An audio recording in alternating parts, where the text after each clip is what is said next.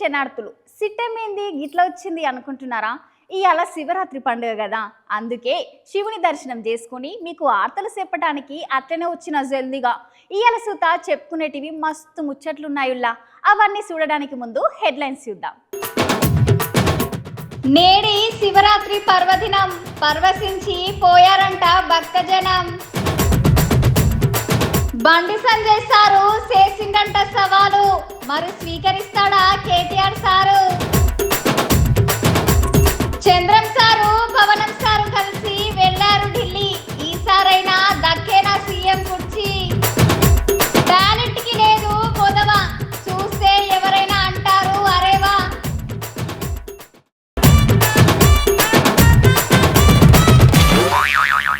శివరాత్రికి పూజలు చేసుడు ఎంత ముఖ్యమో రాత్రిని జాగారం చేసుడు సుత అంతే ముఖ్యం అంటారు పెద్దోళ్ళు. అయినా ఇప్పుడు శివరాత్రి ఒకరోజే కాదుల్లా, ఈ స్మార్ట్ ఫోన్లు వచ్చిన సంధి దినం జాగారమే అవుతున్నది. ఒకప్పుడు జాగారం ఉంటే గుళ్ళల్లా రాత్రిలికి మంచి మంచి దేవుళ్ళు సైన్మాలు వేసేది. ఇక జాగారం ఉన్నోళ్ళు ఆటలు పాటలు మామూలుగా ఉండకపోతుండే అసలు. సరే కానీ ఇవాళ శివరాత్రి పూజలు ఏ ఏ గుళ్ళల్లో ఎట్లా జరుగుతున్నాయో ఓ పాలి చూసొద్దాం పాలి.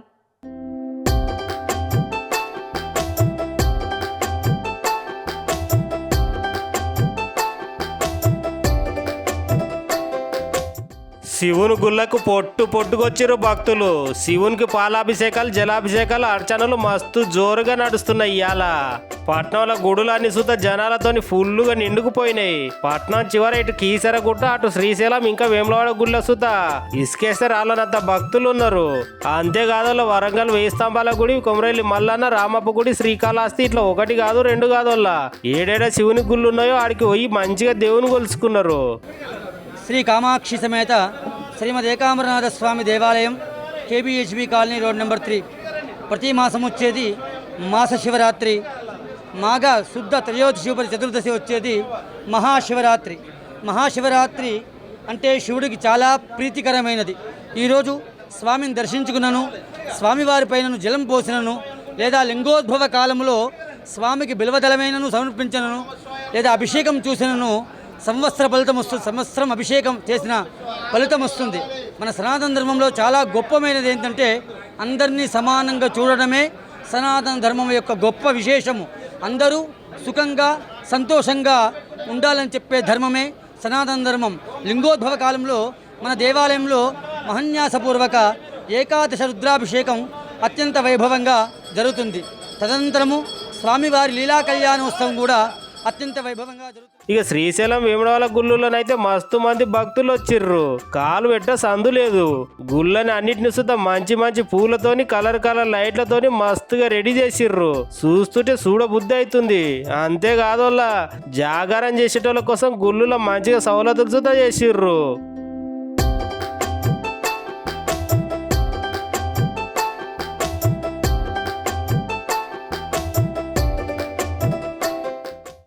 కాంగ్రెస్ సర్కారు మీద BRS leader Harish Rao sir మస్తుగా గరమయ్యిండు.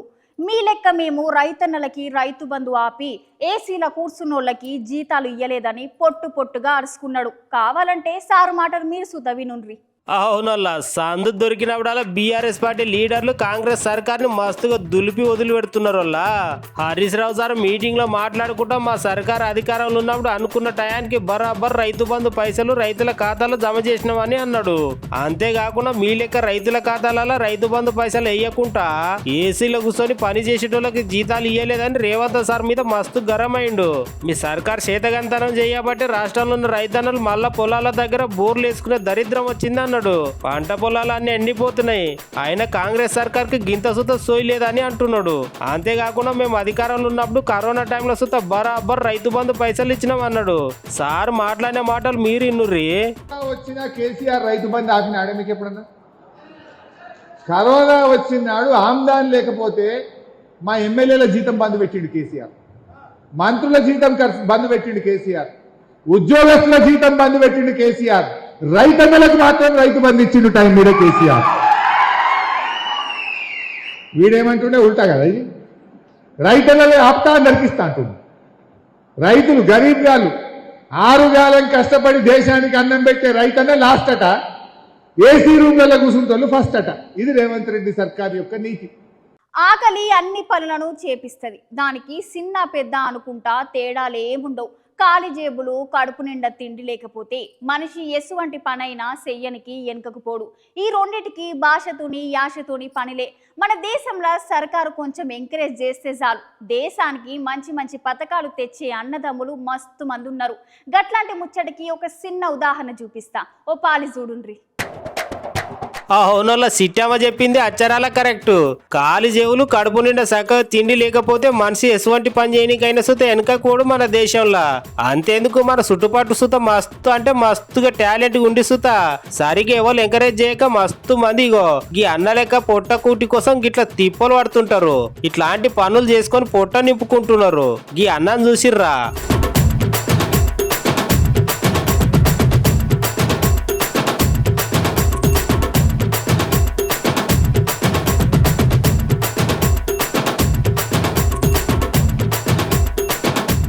అన్న దగ్గర ఎంత టాలెంట్ ఉన్నదో రామ్దేవ్ బాబా సార్ కన్నా కొద్దింత ఎక్కువనే టాలెంట్ ఉన్నది అన్న దగ్గర. కానీ ఏం చేస్తాం చెప్పుర్రి, మన దేశంలో రాజకీయ లీడర్లు వాళ్ళ ప్రచారం కోసం ఎన్నైనా పైసలు ఖర్చు పెట్టుకుంటారు. కానీ గిసొంటి అన్నలని మాత్రం అస్సలు పట్టించుకోరు. ఒకవేళ పట్టించుకున్న సుత అవి గయంతగా ఎలక్షన్ అయిపోయే వరకే గా మాటలు గుర్తుంటాయి. తర్వాత మళ్ళా 5 ఏళ్ళ వరకు కంటికి కనిపిస్తే అడుగుర్రి. సార్లు జల ఆలోచన చెయ్యుర్రి. మన దేశంలో సుత గిట్లోంటి టాలెంట్ ఉన్నోళ్ళు కుప్పలుగా ఉన్నారు. కొంచెం ఎంకరేజ్ చేస్తే దునియానే వెళ్తారు. మన దేశానికి మంచి పేరు తెస్తారు.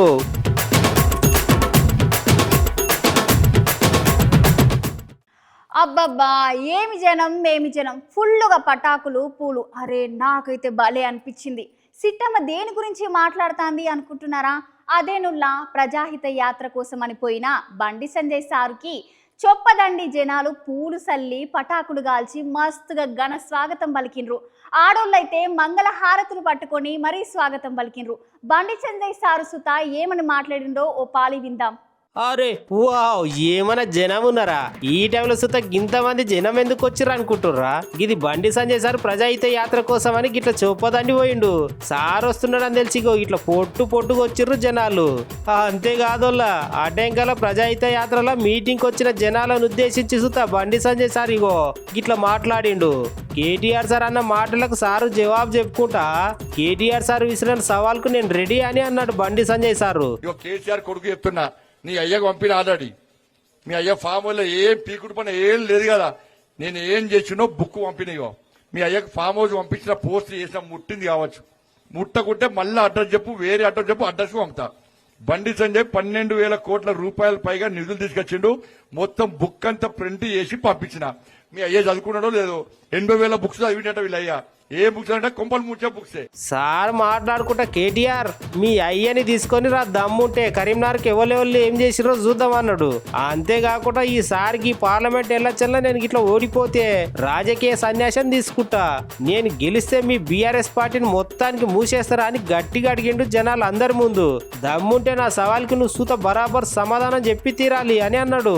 చూడాలి మరి బండి సంజయ్ సార్ సవాల్కి కేటీఆర్ సార్ ఎట్లా జవాబు చెప్తాడో. కేసీఆర్ కొడుకు ఆలోచించాలి. అభివృద్ధి ఏం చేసిండు బండి సంజయ్ అట. ఏం చేస్తావో ఫస్ట్ నీ మేధావి రమ్మని చెప్పు. కమాన్ చౌరస్తాకు నీ అయ్యని రమ్మని చెప్పు. మీ అయ్యని రమ్మని చెప్పు. డేట్ టైం ఫిక్స్ చేయి. మీ అయ్య దగ్గర నేను వచ్చి మాట్లాడతా.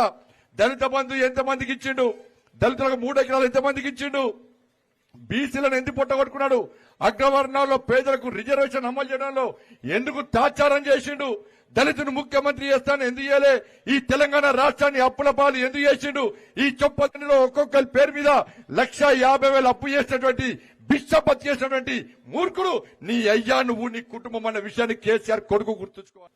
దయచేసి అందరు కూడా పూర్తి కోటేయండి. ఈ కులం ఆ కులం నాకు ఏ కులం కాదు, అన్ని నా కులమే, అందరు నా కులమే. కులాల పేరుతో చీల్చే ప్రయత్నం చేయకండి. మా అమ్మ పేరు చెప్పుకొని అడ్డం పెట్టుకొని రాజకీయం చేయలేను. మా నాయన పేరు చెప్పి అడ్డం పెట్టుకొని రాజకీయం చేయలేను. నేను ప్రజల కోసం చేస్తా, ప్రజల కోసం కొట్లాడతా, ధర్మం కోసం కొట్లాడతా, దేశం కోసం కొట్లాడతా, మీకోసం కొట్లాడతా. కొట్లాడొచ్చిన కిందికెళ్ళి కొట్లాడే ఇంకా కొట్లాడుతూనే ఉన్నా. మా జీవితం నాశనం చేసుకున్నాం.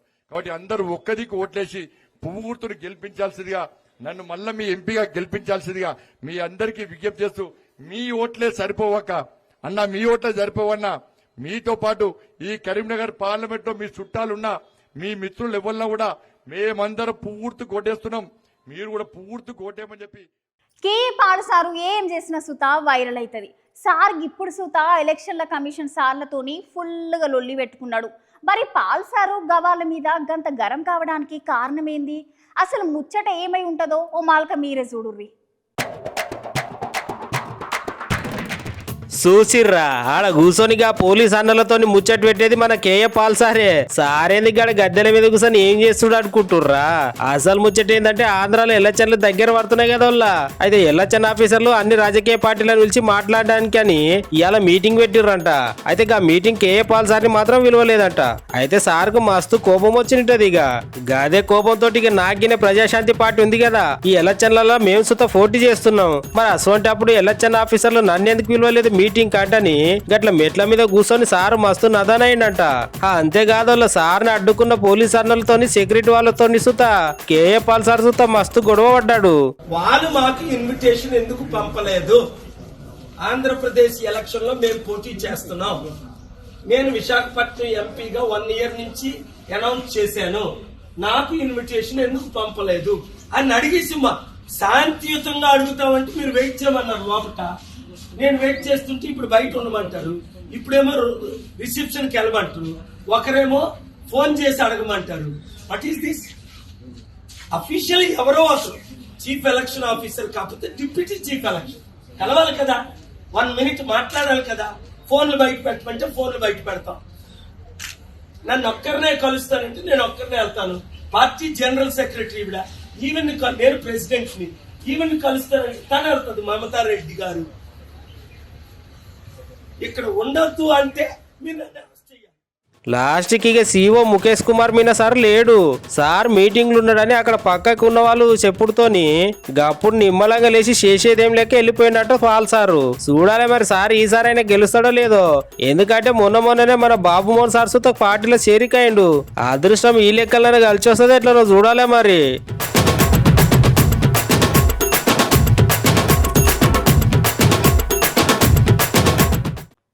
ప్రేమ సాన గొప్పది. ఒకప్పుడు ప్రేమ సాన స్వచ్ఛంగా ఉండేదిలా, కానీ రోజులు మారుతున్న సంధి ప్రేమ సుత మారిపోతుంది.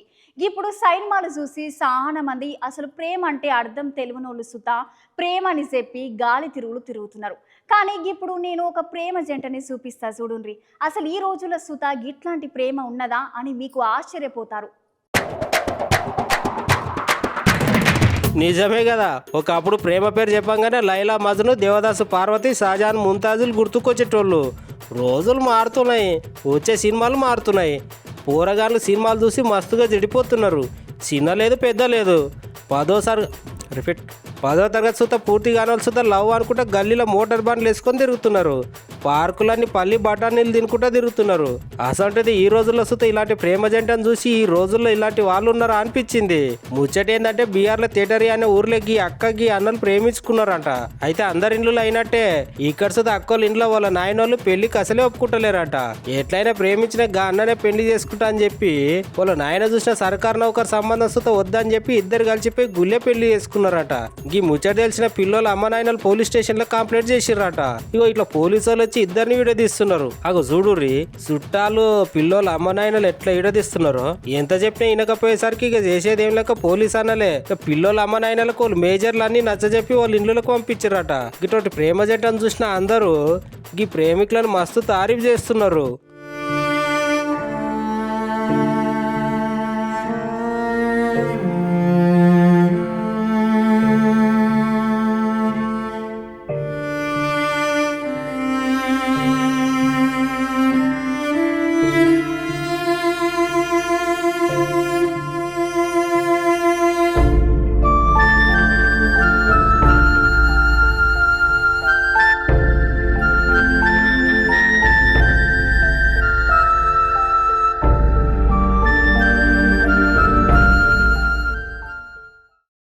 మొన్నటి వరకు మేమిద్దరమే అన్నారు, మా మధ్యలో ఎవరు లేరు రారు అన్నారు. గింతలనే మధ్యలో ఇంకొక కొత్త పార్టీతోనే దోస్తాన చేసుకుంటున్నారు. నేను ఎవరి గురించి చెప్తానో అర్థం కాలేదా? అయితే మీరు గి ముచ్చట చూడండి.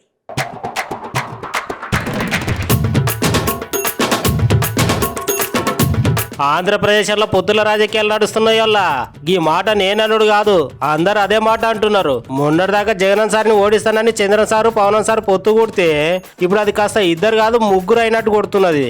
ఈ మాట నా నోట్ల నుండి ఎందుకు వచ్చిందంటే నిన్న చంద్రన్ సారు పవన్ సార్ కలిసి ఢిల్లీ పోయి ఢిల్లీలో బీజేపీ పార్టీ పెద్ద లీడర్ అమిత్ షా సార్ని ఇంకా తతిమ లీడర్లను సుతా కలిసి మాట ముచ్చట సుతా చేసుకున్నారట. చూడాలా మరి ఈ ముగ్గురు మూడు ముళ్ళ బంధం ఎంతవరకు నిలుస్తుందో.